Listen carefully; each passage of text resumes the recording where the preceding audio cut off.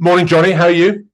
Very well, thank you. Very happy to be here. Great to see you. This is Johnie Thompson, who's Director of Digital Distribution at the Walt Disney Channel, Walt Disney Company. Um, Now, from an informal chat when you were younger with the producer of Harry Potter whilst at university, Johnny's interest and love of the film industry was truly ignited. After a few years as a chartered accountant, he joined the Walt Disney Company in 2006 as a financial analyst. And from there, he worked in a variety of finance, strategy, and sales roles within Disney's digital media distribution division. That is a tongue twister, if ever there was one, prior to assuming his current role in 2019. Johnny is now Director of Digital Distribution at the Walt Disney Company.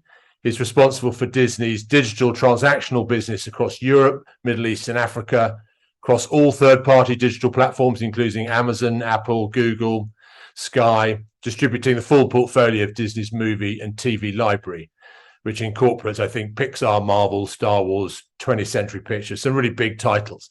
So really fascinating job. Just tell us, I mean, film and TV have obviously been kind of a big thing for you forever.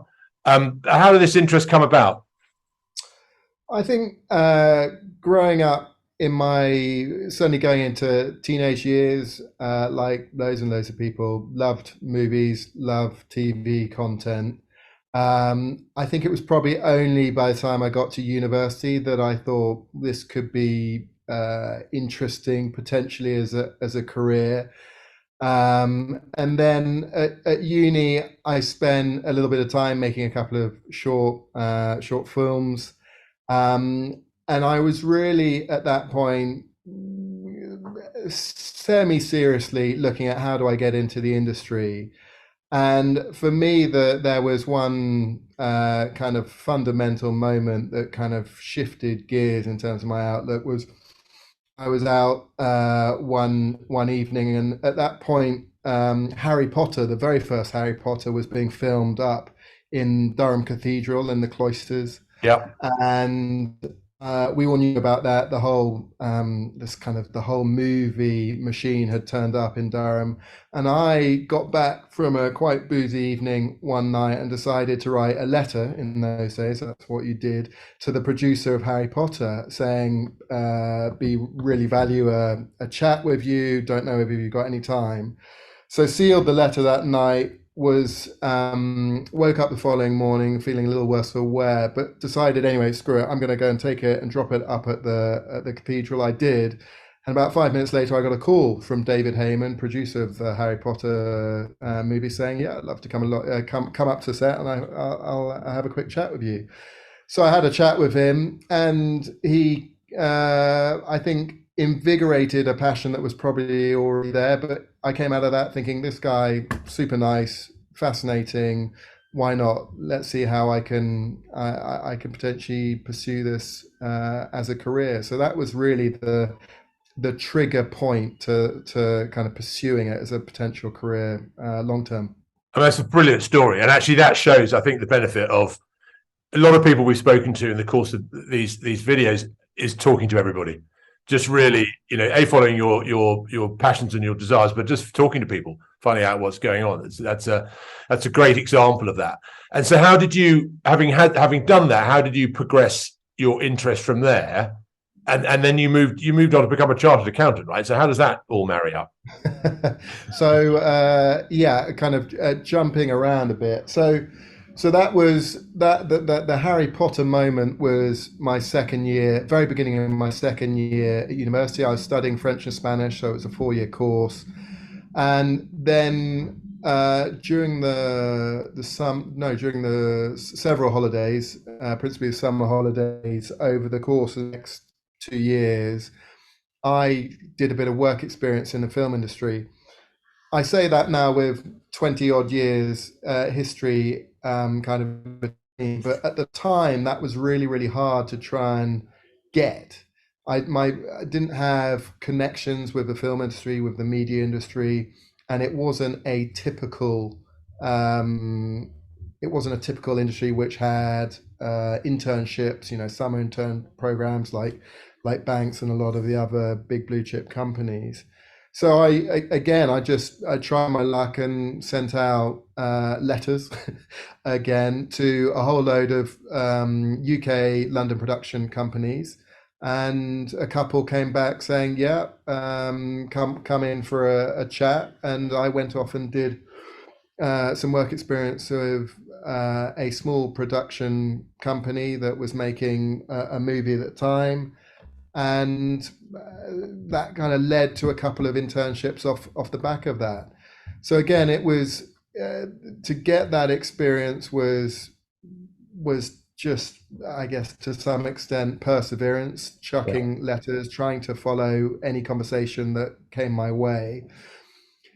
During the penultimate year and going into my final year at university, I then had enough experience in the film industry to realize that there wasn't a really clear ladder.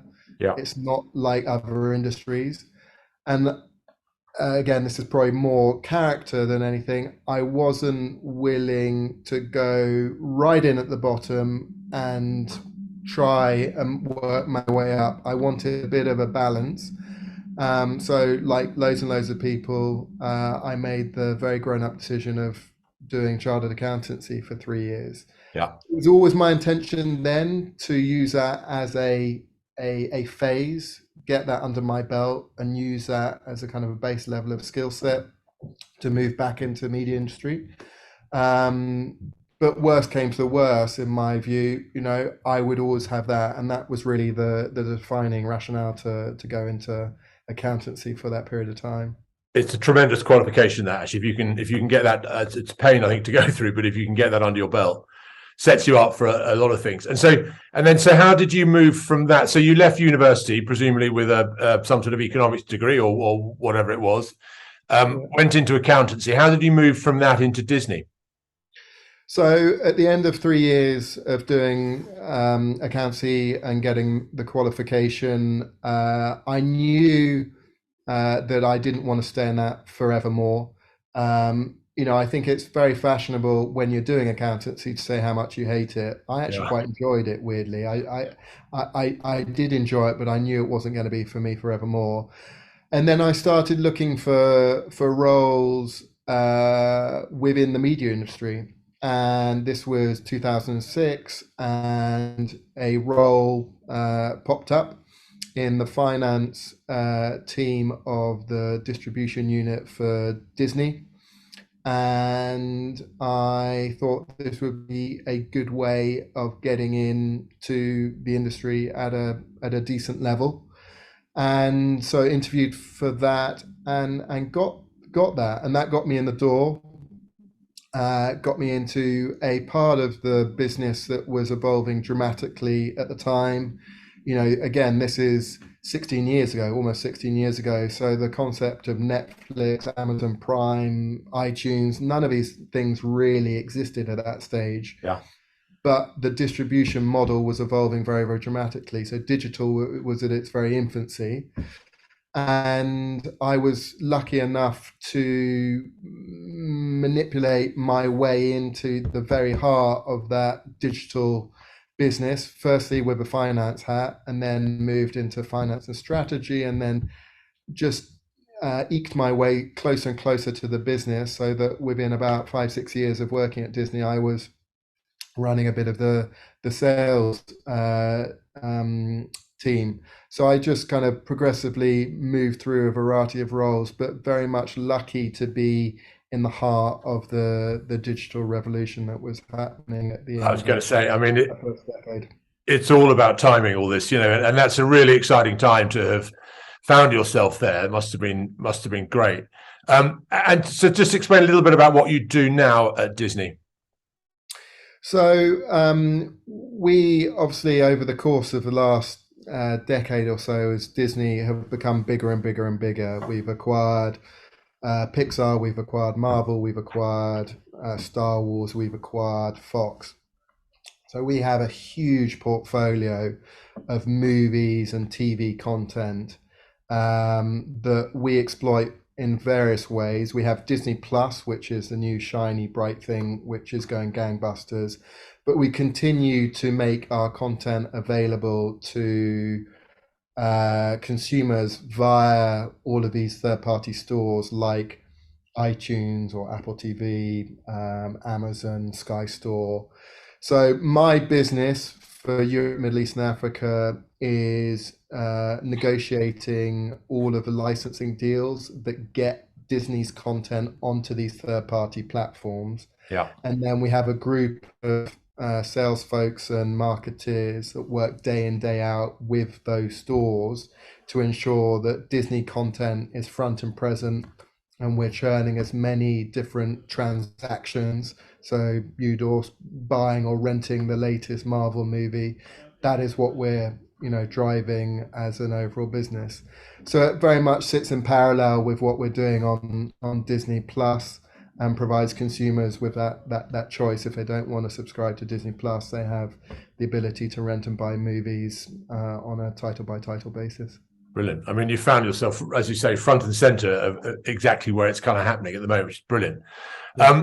Okay, well, look, that's all great. If you could go back in time and start again as an 18-year-old and thinking about where you've ended up now, what would you do differently, or what advice would you give a young Johnie Thompson looking at the future?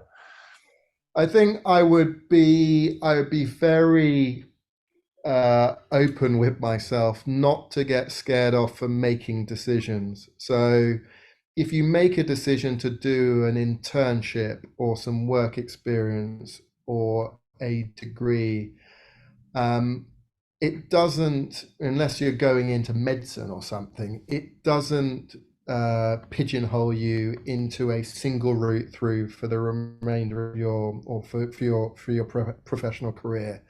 But I think making the decision is really, really important, and creating the narrative as you go through each of the steps. Yeah. So as long as you can make the decision, and then whether it be 1 year or 2 years or 10 years time, be able to look back saying, at the time I made that decision because I wanted to try out this, or I wanted to start moving down that direction. It's all about the story. Yeah. And I think that's a bit I don't think I was ever aware, age 18, was the key aspect to interviewing, to moving forward in a career, or jumping around for that matter, is being able to create a story behind it. Yeah. And one that you have confidence in and you are able to articulate clearly to employers or future employers. And I think that probably is a bit that would have been, for me at least, helpful to have had more of that kind of confidence to commit and just be comfortable. Look, you're doing these phases, it all grows, it all accumulates. The career isn't a point in time, it's a marathon. And I think that's an important piece of advice I would have liked to have heard, at least. It's brilliant, because it's so difficult. 18, 19, 20, 21-year-olds now, they don't know all that. And this is why these sort of videos are so helpful, because hindsight's a brilliant thing, as we all know. Well, look, Johnie, thanks so much for your time. It's been fascinating to chat to you. I really appreciate you taking the time to do that. And I will go straight to my Disney Plus platform, find a decent movie and download it with you in mind. Thank you very much. All right, Johnie. Nice to talk to you.